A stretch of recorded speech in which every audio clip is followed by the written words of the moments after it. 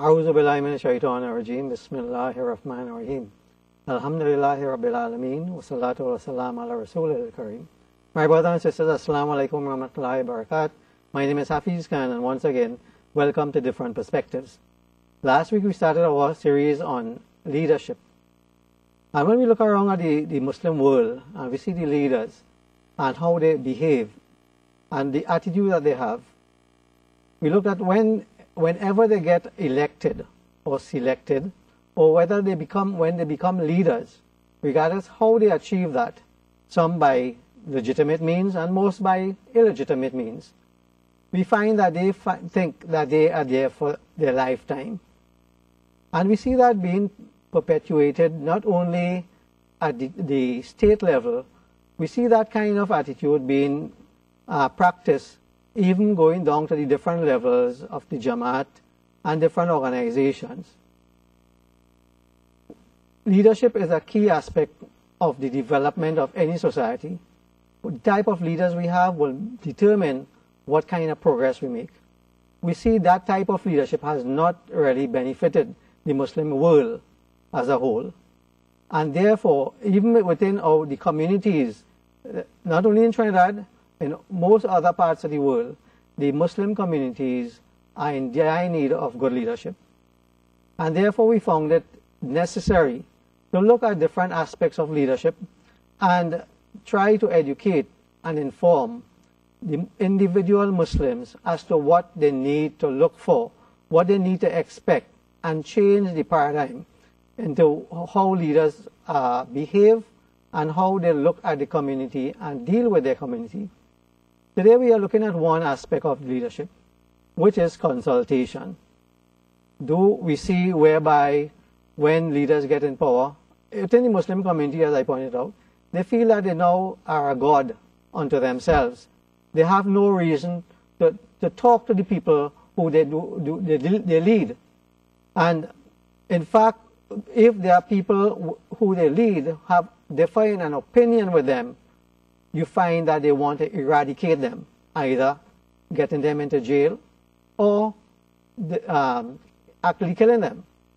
If we look at the situation now in Syria, it represents exactly what I'm saying. So again today, before I move on, I would just like you all to remember, verily Allah will never change the condition of a people until they change it themselves with their own souls. And, O you who believe, if you help the cause of Allah, He will help you and plant your feet firmly. And thirdly, and Allah will surely support those who support Him. Indeed, Allah is powerful and exalted in might. Today, once again, I would like to welcome Brother Faheem, who was here with me at the last program, a management consultant, and also a lecturer in management. So once again, Assalamu alaikum, brother. And again, consultation. What can we say about consultation in terms of leadership? All right. Well, I think generally speaking, in a Muslim context, it's a really good idea. We'd certainly like to see that manifest at some point in time. But I think you started off touching on a pretty interesting point. And that speaks to the selection versus the election of leaders and how they get into power and what happens when they get into power. I think that is a critical issue because it sets the tone for what happens next, and it really informs us, the academics, if you will, the practitioners in the field, in terms of how do we treat with the issue. What you find and what we have seen in terms of the leadership programs that we run and so on is you have some people who see a critical need within a community or within an organization, and they would assume the role and assume the responsibilities to do whatever it takes to get things done. These are people who would give of their time. These are people who would expend tremendous effort. They would commit whatever scarce resources they have or they don't have, as the case might be, in order to get things done. That's one category. And you have these people functioning in leadership roles within organizations or within communities. Alongside that, you have some people who, by my interpretation, they seem to have a bit of a problem or a bit of a deficiency in terms of their identity, in terms of who they see themselves are, what their strengths are, what their weaknesses are, and so on. These are people who tend to fight for leadership positions in order to get that identity. And having fought so hard and having achieved what they were struggling so long to achieve, they seem to take on the mindset and the attitude, that's it. We reach, we paid our dues, and here we are now, and you need to follow my instruction. And it's unfortunate because that's missing the point. I mean, you work so hard to get to a position, in theory, to contribute, to use that position to contribute to the development of people, and you hear it a lot in politics. People get into politics in order to serve the people or to help some people in some areas. So you have that, and it's pretty unfortunate that exists, but the reality exists as it is. Yeah? So within those two categories now, you have those who assume the leadership role in order to contribute, and you have those who fought for a leadership role in order to define their identities, or to fill some gap in terms of status, esteem, and so on. And within that dichotomy, within that dissection, you will find very different approaches to things like consultation and interaction with the people, engagement, and so on. I think that's pretty important to establish, especially in the context of looking at who the leaders are. Certainly we wouldn't want to say, well, everybody as leaders have failed. There are some people who are struggling and trying extremely hard. As it relates to consultation, pretty interesting.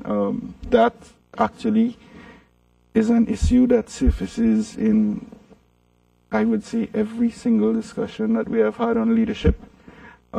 Definitely within the integrated leadership management program for the Muslim community, but also as well for business and community-based leadership programs otherwise.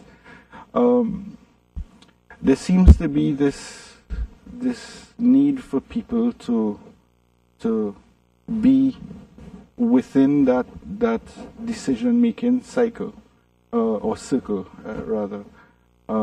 People want to be consulted, they want to be included, and I think it has been recognized as a pretty important tool to establish, to create a few key elements within any organization. And that is, one is inclusion, so people think that they have an audience and what they have to contribute, people will take seriously and so on. And then in the context of ownership. And ownership meaning I am demonstrating to you as your leader that I care about what you think. And it may be genuine, or it may as well be just form, an illusion of ownership.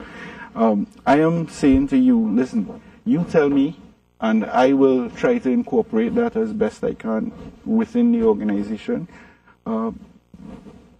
But it creates in people this sense of ownership, this sense of belongingness, right. They took what I said, they value my opinions, and I think that underpins, to me it explains why this whole issue of consultation has been so popular and dominant in some of the leadership discussions. Is one tool that is at the disposal of the leader. You have other forms, and I think within Islam you have a recognition of different tools that can be adopted, or approaches that could be adopted by the leader. One example would be the establishment of principles, and adherence to those principles, even when those people who you are engaging, the followers, the community, even when your decision, your principled stand is not the populist view. Yeah. So you have that, and you would have other forms of engagement as well, effective communication, and so on and so forth. Coming back to the consultation part here, you indicated that it is established in management that the whole psychology of management, that the question of consultation is one where that has been developed through psychology, the psychological aspect of management. Right. So making people feel that they belong, respecting people's views, and making them feel part of a team or community is significant in raising the bar, raising the performance level, raising the achievement level of, if you want to look at an organization, economic organization, and therefore the same would apply in a community situation. And therefore it makes that consultation process. There are two aspects of the consultation process. One is the psychological aspect of it. And the other part is the question of competences. So you might need to deal with something as a manager that you might not be competent in. Right. And therefore, from a management standpoint, and management is a specialized field now, professional science. Yep. So you learn how to manage. And one of the aspects of learning how to manage is learning how to gain or utilize resources that you might not be technically inclined or knowledgeable about. Right. You see, and again, that's an excellent point. The thing about it is this, and this is my interpretation and is arguable, so you're free to agree or disagree. You have this trend that people view anyone in charge, anyone in a position of authority as a leader. And people would say, well, they are the leaders and they're not leading, and therefore, all is hell to pay. And I think that is a misconception of the term. You have leadership deals with a very specific dimension of effort and engagement. And that is within the context of influencing people to commit to a goal. When you're looking at people in positions of authority, people who would have resources available at their disposal to achieve something, what you're talking about is not a leader, but what you're talking about is a manager. That's the nature of the position. Within any organization, you would have management at different levels, from supervisory straight up to executive level, and I think that misconception has been a part of the problem in why we're not getting it right. If we were to look at these people in these positions of authority, these positions of responsibility and accountability as managers, then it gives us a recognition and an avenue to consider all the different facets of management, not just leadership. Yeah? Because as a manager, I would have people working under me, I would have financial resources, I would have materials, and so on and so forth. And my job is to balance this mix and get the right formula to ensure that these resources at my disposal can yield these results that have been set, whether it's a year in advance or 3 years prior or whatever. And therefore we're talking performance and we're talking within management. The person assuming the role of a manager would have different levers that individual can pull. Leadership is one dimension or one option. I, as a manager, could say, you know what, these people working under me, I want to engage them. I want to hear from them what they think. I want to hear from them what they can contribute to development and so on and so forth. There are other options. So me as a manager could adopt a command and control type approach where I tell you what to do and I check to make sure that you do it. Or I could adopt a carrot and stick kind of approach, bribe you or sweet talk you and then cuss you when you're doing anything wrong. Yeah. So as a manager in a position, you would have different options, and our take on it is leadership is one option that can be taken. Problem with that is, because I am a manager, yes, there is some influence that my position may be able to yield, but I may not be able to engage that skill. I may not have it. It's a very few people who would be courageous enough and honest enough to say, you know what, I can't influence these people. Let me find out who is the individual or individuals that influence these people, and let me get them to help me in my task. It's not something that is very popular at all, but I think there's a need to recognize that not every position affords that influence. There's a need for people in position to gain that. But if you look at your own definition of leadership, it means that every manager has a leadership position because he's a leader to the team that he has.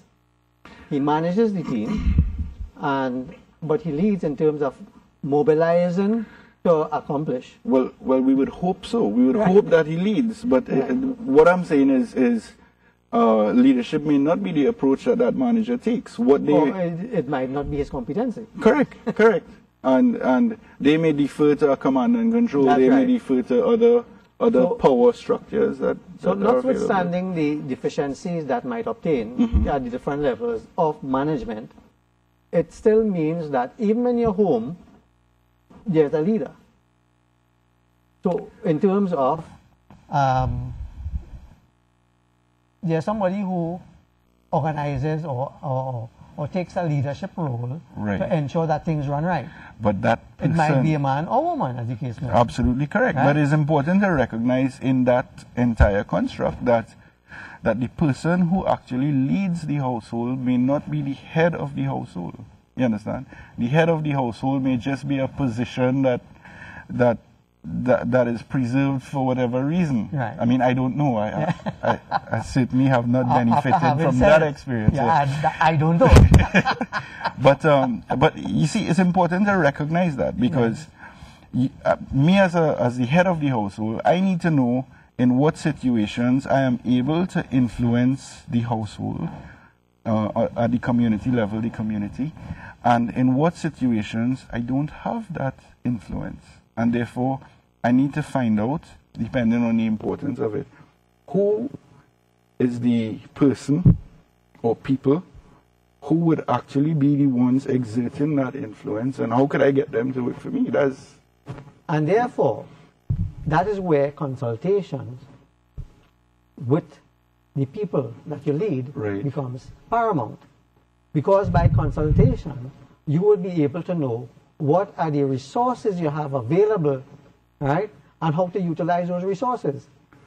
And it might be that if you, from among the guys, you might be the leader, as you said, but the one who has the influence to effect proper leadership might be somebody else who you would pick out and say, well, all right, you handle this aspect of it. Right. It's like, say, like in a human resource manager. An operations manager mightn't have the problem. He didn't want to study about the problems of the people. He defers that to the human resource manager who has the time and the patience and to deal with it. Well, that has certainly been the case in your example. It has certainly been the popular trend in the 80s and 90s and so on, even into this millennium. But it hasn't always worked. And many professional, technical experts and so on will tell you, well, all of them are a waste of time because they can't solve real problems on the front line. The thing serious indictment on human resource people? not just human resource people. You have, for example, those people in charge of operations would say, listen, I dealing with scheduling and whatever not. This touchy-feely stuff that you want a shoulder to cry and go by HR, or you want this is you to deal with, go by HR. And that approach has moved. It has become outdated because everybody, once you have people under you, the recognition is that you have an obligation to engage them in particular ways.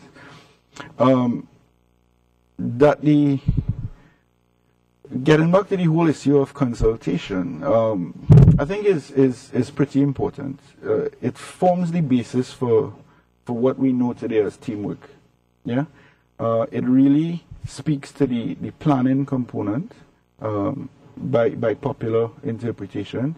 We consult with people in making a decision in order to pursue a particular course of action. Yes, it has some uses in terms of engagement, in terms of sharing the sentiment of ownership, in terms of motivating people and so on. There would be some instances or sometimes when I as a leader or I as a manager would want to consult. There would be some times when I would not want to. Certainly I wouldn't want for every single occasion to assemble the team and they will look what you all think and so on and so forth. There would be horses for courses. And that is a decision call based on the particular context. That people expect that, and I think this is the other important dimension that needs to be considered. That people expect that, and that they are ready for it, are two different things. Mm-hmm. If they expect it, well, fine. It says to me that there is this cry for some sense of belonging, some sense of ownership, and there are different things that could be done to engage people in that process. That people are ready for it, I'm not sure. Especially in from what I've been seeing in our regional context. If I as a person in a position of leadership or management were to consult with my team, I may or may not get the responses that I would like. I may or may not be effective moving forward from that point. And why am I saying that? We have seen the context where people are engaged and they don't want to be engaged. You tell me what to do and I'll do it. I don't want to why are you asking me these questions? That's your work. You understand? And there has been that sentiment. It's unfortunate, but really you find an appreciation for consultation within your knowledge workers, as the term is today, your functional specialists, your technical experts, whatever term you prefer, where you have a cadre of people who take pride in their work. They feel that sense of commitment, be it to the organization or the profession or whatever else, and they really would like an audience in order to be able to infuse that sense of professionalism, quality, whatever aspect is being considered. Outside of that, you tend not to be as effective in terms of consultation. And I'm thinking in the context of the imam in the particular community. And I mean, I don't know that it would work. What we have seen from the history of the Islamic civilization is there were some leaders of the communities who wanted to stay in power. You had some communities that really would prefer the easy way out. They don't want to go through, for example, they don't want to enforce that the women should wear hijabs and so on and so forth. It's a hypothetical example. I don't know of any case where that is the reality. And you would find that with that mutual consultation, there is some consensus and some agreement that may be outside the principles that were established in the Islamic framework. And it's why you have some groups today in the Muslim community, stemming from primarily 3 of the 4 scholars of jurisprudence in Islam who lash out against this concept of bid'ah, of innovation in the context of religion, because you found, and history has demonstrated, there were numerous people who were very willing to bend the rules, if not break them outright, or change the rules outright, in order to accommodate the people, and therefore stay in position. After they die, well, look, they're dead, so whatever, you'll clean up that mess. As you brought up the question of the Muslim Islamic community, the right to mutual consultation is one that, and I could quote a book by Dr. Abdul Karim Zaidan, which is entitled The Individual and the State. And he says, in terms of the right to mutual consultation, the right of the individual is to exercise the mutual consultation. In fact, it is an extension of the right of the community to elect the head of state. So long as the community elects him, and so long as he is the representative of the community in running its affairs, it is the right of the community that he consults it in implementing the matters that concern them. And he goes on to say, an objection may be raised about his view. And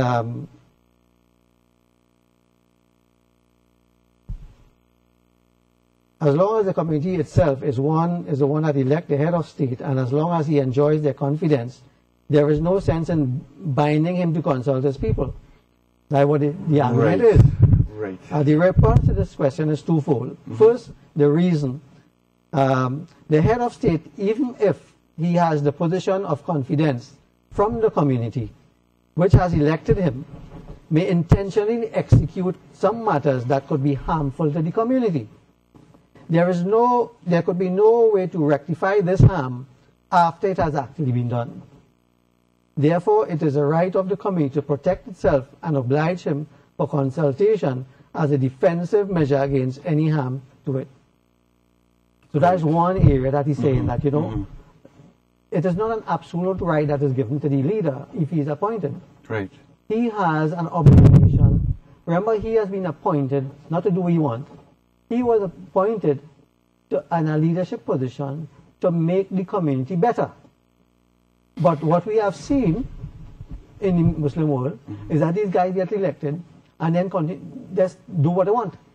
Right? Everything is limited. Now, he has the second reason that he said the authority delegated to the head of state is a limited authority. One of the restrictions of his authority is that he should consult the community. That's an obligation. Because the obligation for mutual consultation is the commandment of the Islamic law. And he gives the Quranic ayah here. Thus, the community is not qualified to absolve itself from consultation.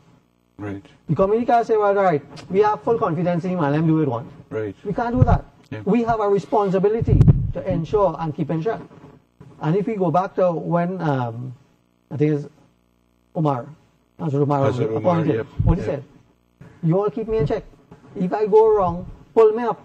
Yep, and I think is so well encapsulated in the contribution, the development of the Muslim state in the time of Hazrat Umar. I think when they were fighting the wars in Iraq, if I'm not mistaken, one of the conquered tribes were asking them, well, look, you have all this wealth now and so on and so forth, and how much will you get from your king? And they say, well, we don't have a king. And they say, but certainly the head of the Muslim world that is expanding, so on and so forth, would have some heirs. And they say, listen, if he ever appoints himself as king, we would reject him. Right. Yeah?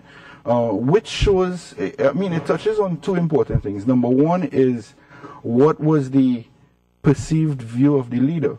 And I think I was making that point previously, that in Islam, more than anywhere else, the role of the leader is somewhat marginalized, because you as an individual deal directly with God, and your intentions are judged by Him and Him alone.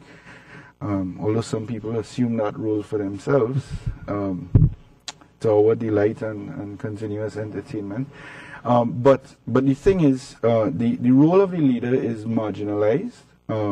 There are some theological responsibilities of the leader, and there are some administrative responsibilities of the leader. In our reality today, what we struggle with, and I think is some balance is found not in Muslim community administration, but rather in Islamic finance, where you have a recognition of that dissection of administration and theology. And you will have your administrative executives, your board of directors or whatever. You would have your Sharia supervisory board, and they would find, or they would be forced to find a way to harmonize in terms of their outlook, in terms of their approaches. I think the community would benefit tremendously from a consideration of that model, where you have a recognition that there are administrative roles, responsibilities, and so on, and therefore what is needed is proper management. And it'd be so nice if the manager had leadership competencies, because then they could probably achieve what they want faster and with greater synergy. And there's the parallel need for theological guidance from the jurists, from the scholars. And the scholars and the administrators have to work together. Where they can't, we suffer what we face today. And that is why consultation is so important. Because if the current leaders would consult and understand and know their resources, right, which they lead, right, then they would be able to utilize and build those. Because whereas in the Prophet ﷺ, we had a leader with the competencies all around. Correct. He was a leader, he was knowledgeable in Islam, he was a good general, he understood people, he had charisma. How many individuals today has all those competencies? And how many people would be accepted having had all those competencies? Right. And therefore, the leaders we have now should understand their limitations, right, and feel committed to consult with their people who who have appointed them, and pick out the competencies that he lacks and bring them into a leadership team. Correct. Which would then now be able to serve the community effectively. Well, yes, and a leadership organization is something that was espoused as far back as the 1930s by Marvin Bower and his team at McKinsey, and yes, you have that sentiment. And in fact, I think it's only now that you have some organizations moving towards informal, chaotic type leadership-based structure. But what we have in terms of formal organization administration, managers, management roles, management responsibilities, that the management competencies or understanding of this body of knowledge that is management is there, is something we need to look at. Generally, the sentiment seems to be that is lacking at the top, comes straight down. So that's one aspect. The other aspect in terms of consultation, well, I mean, look, my lay perspective, I mean, I'm not an Islamic scholar or anything like that. My perspective is, well, we can ask our leaders to consult with the people when the leaders can't agree amongst themselves on 90% of the issues that we face. Whether this product is halal or haram and so on, as one example, whether you should stand up or sit down or lie down or crawl on your belly or for different things. I mean, you know, you have that that disunity and that division in is almost a competition for, you're competing for influence. Well, that is why this program is so important, that we have to start to understand the elements of leadership. And if the people themselves who appoint leaders understand the elements of leadership, right, and what they need to demand from leaders, then we will start to get a change. As it is now, there was a level of ignorance within those who choose leaders, and it's not confined to Muslims. We see that all over the world. Correct, absolutely correct. There's a level of ignorance that for people who choose in terms of what the elements that they need to look at, right? And then we get leaders who understand the ignorance, right, and know they could do anything and get away with it. You see, this is a fundamental before problem. Before anything, let's take a break. Okay. So we take a break now, we come back in a minute, continue our discussion. Awakening Records presents Forgive Me. Maher Zain's incredible new album, featuring 14 breathtaking tracks,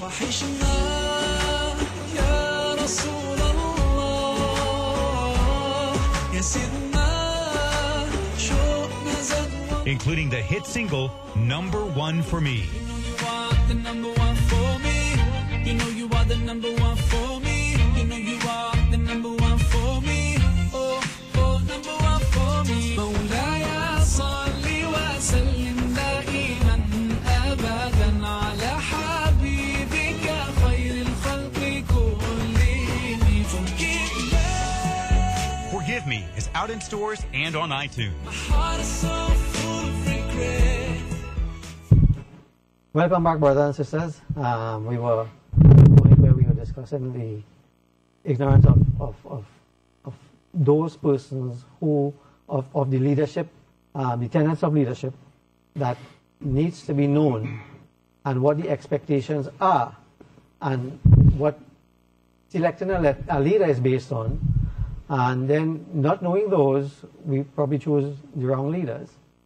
The wrong leaders, knowing that, then takes advantage of those who is being led. And Brother Faheem was going to eager to expand. You had raised the issue in particular of the selection of the leaders. This is something that... But I want to deal with that at another program. Right. I just want to make the point, though, that this is something that humanity has struggled with from time immemorial.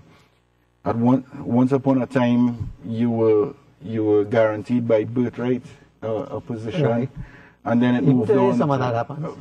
And we still see, so it's a lasting legacy.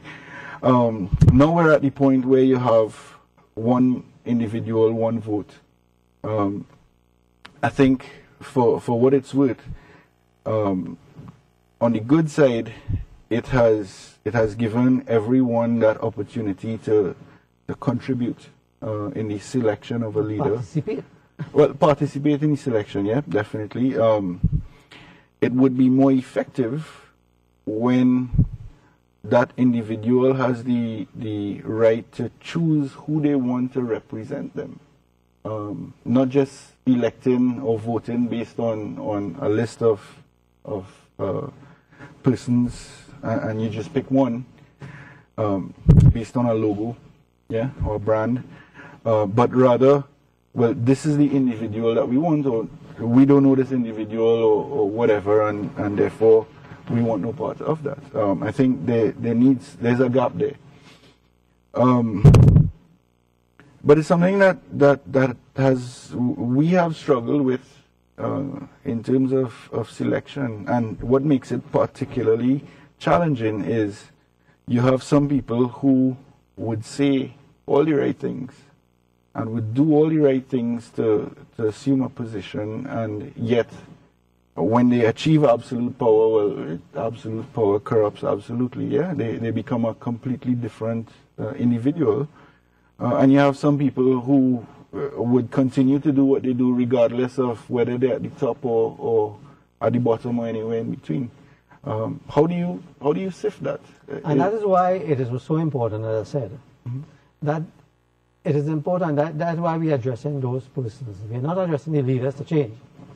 We are addressing the people who chose leaders and trying to enlighten them on what are the considerations, what are the factors to look at, what you need to demand from people who want leadership positions. And if we make them aware of those factors, then we feel we'd probably be doing a good job, or we'll be doing our part in ensuring that the right leaders are eventually had. Right. Absolutely correct. And as you say, I mean, yes, there are people who can't fathom and are manipulated by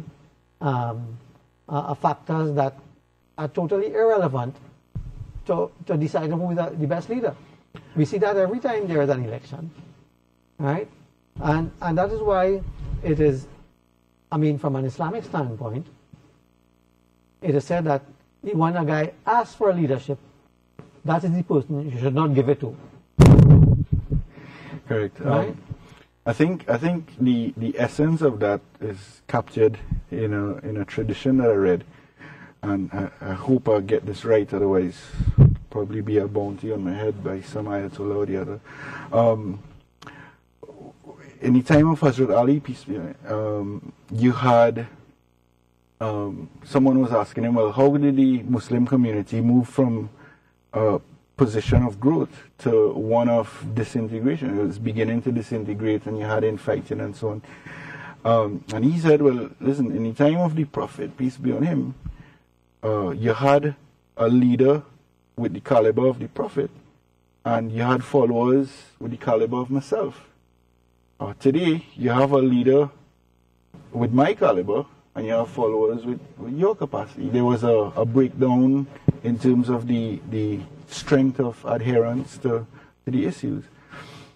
I think one of the key things is people need to recognize you have some ingredients that are absolutely necessary for someone to qualify as a leader. I would say those ingredients would be number one, trust.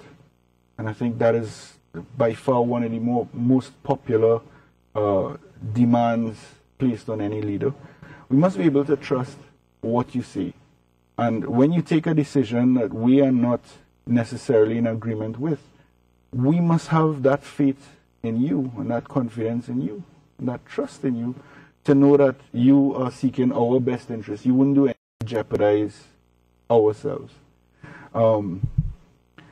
That is such a critical factor, and some people they can't see beyond their own benefit in leadership positions. Business, NGOs, politics, military, whatever, and therefore you have a compromise of that trust. The second absolutely essential ingredient as a gateway to leadership is this whole issue of respect.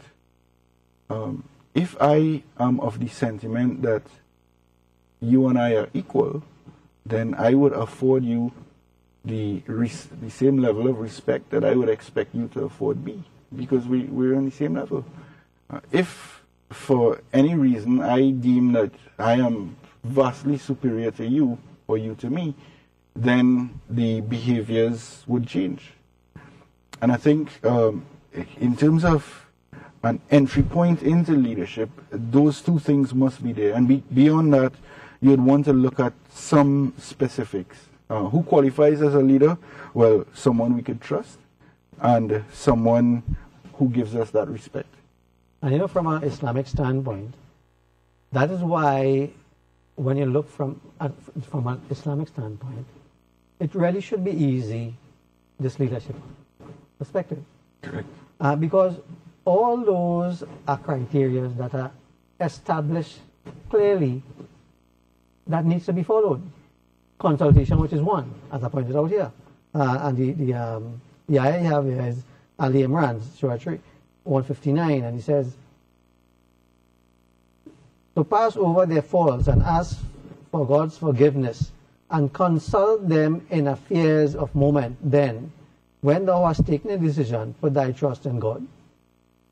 So he stipulates that, and this was given to the Prophet sallallahu alaihi wasallam, Correct. who had all the qualities to be a perfect leader, but yet he was told to consult the people. Correct. And he did it, and he practiced that.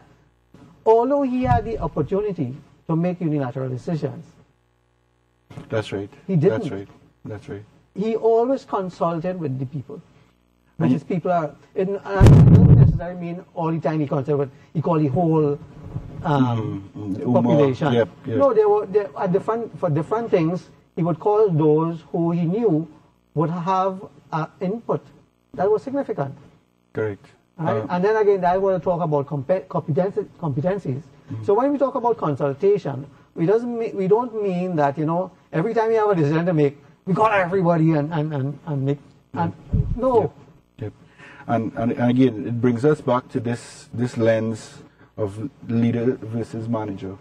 You see, the thing about it is, from a management viewpoint, management as a body of knowledge is pretty straightforward. It deals with the functions of planning, organizing, enabling, controlling, monitoring, control, etc., etc.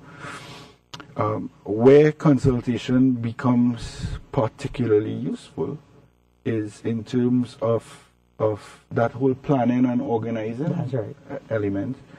And certainly from an organizational standpoint, you would want to consult as widely and as extensively as possible before you actually begin to implement. That's right. The last thing you want to do is start to spend resources and then find out, oops, we're doing it wrong. The other side of consultation would be teamwork, when you get into actual implementation and you have that synergy and that camaraderie. But it comes back again to respect. In the essence of teamwork, you have complementary skill sets being thrown together to achieve a common goal. Yep. And the relationships that emerge are based on that recognition that I am good at this, you are good at that, and so on and so forth. You don't necessarily find that at the community level. You don't necessarily find that amongst the leadership levels. I'm yet to hear any one of the leaders in any given community say, look, we're good at this, but we're not good at that, and that person is a lot better at that. I think that is something that needs to be highlighted and addressed amongst the leadership stock. And I think let us just look at the local situation in terms of those who are considered leaders within the Muslim community, the imams. Right. And I mean, when you look at those who are in that position, firstly, there is an absence of competencies that are necessary, right, to be in a leadership position to start with. And if we go to the question of why were they chosen and how were they chosen, what were the criteria used at that time? When we look at 30, 40 years ago, well, a lot of them were chosen and stayed there until even now, and is refusing to go, right? The criteria then was who could lead the prayer. That was it. Correct. I would take a different viewpoint on that entire issue, and I would want to look forward. There is a absolutely critical need for the leader in any community, and in particular the Muslim community today, to embrace the reality of what is happening. I mean, for example, you have you have different levels at which you could assess it.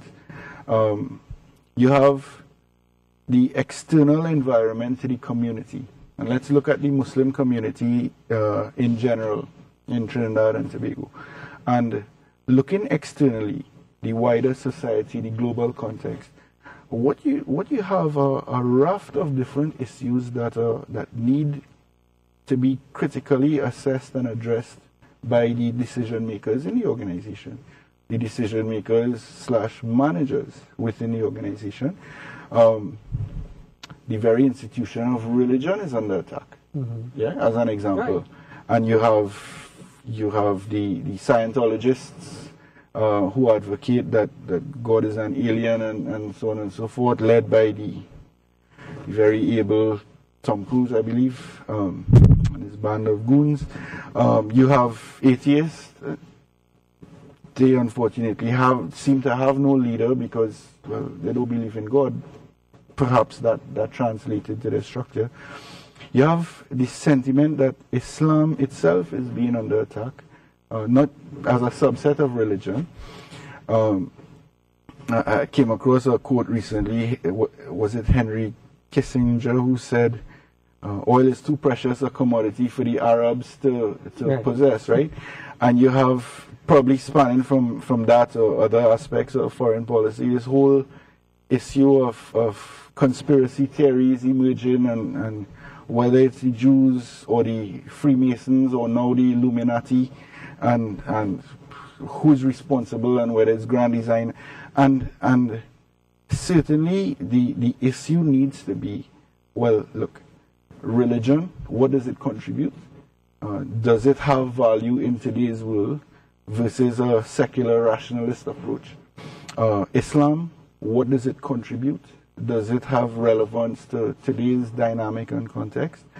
And then you look internally within the community, and there would be a raft of different issues: administration and management effectiveness, in particular. Totally absent. Well, I wouldn't say totally absent, but it could do with some immediate transfusion of skill or vision. There are gaps. And it's gaps on the management side in terms of planning. How do we move a community, an organization, and the people who affiliate with the organization or the wider community? How do we move them forward? Well, first we need to determine the construct of that community, which we don't even have. Well, that's definitely a part of it, and you would have all these different target groups, if you will, and to what extent are the needs of the particular groups being addressed and so on, is something that warrants consideration. But having determined a plan, well, look, this is what we are going to achieve over the foreseeable future, 3 to 5 years, then what resources are required? How do we move this forward? And I think we're not getting that right. Absolutely critical for that is the leaders of today, or the managers or administrators of today, need to put aside their differences, agree to disagree where they disagree, but they need to sit down together and they need to say, look, the Muslim community as a whole needs to have ABC, XYZ moving forward. Different groups see it differently, and it's so unfortunate where you have the sentiment that, and I've been hearing this a lot, so it's so sad, where you have the sentiment that, well, our ideology, our creed is the dominant one, and those people are not true Muslims, and so on and so forth. If that is the sentiment that your organization or you maintain, certainly without a shadow of a doubt, you are part of the problem. Because that is what is creating this chasm and ensuring that we can't move together as one people. Then they are all creating that. Well, you have, so it's a growing problem. Area that we need to deal with. Yep. We are at the end of our time today. It has gone so quickly, and we have been in touch with service. So, as I said, there's a series of programs that we need to have to really get into the body of this leadership thing. And brothers and sisters, I hope that you will join us again next week, because we do have a lot of areas that we need to clarify, to make, to bring to the fore, so that people would understand what is required and put pressure on the leadership of Jamaats, of organizations, to ensure that they perform the way they need to perform, to ensure that the objective is about the development of the community, the development of the Jamaat, the bringing together of Muslims, the contributing not only to Muslims, but the development of the national society that we live in. Those are the kind of objectives that we need to have. Those are the kind of commitment that we have to have from leaders at every single level. So join us again next week when we'll have another interesting program and bring to the fore a lot of other information pertaining to leadership and its principles and policies and what we need to do. Jazakallah, assalamu alaikum wa rahmatullah.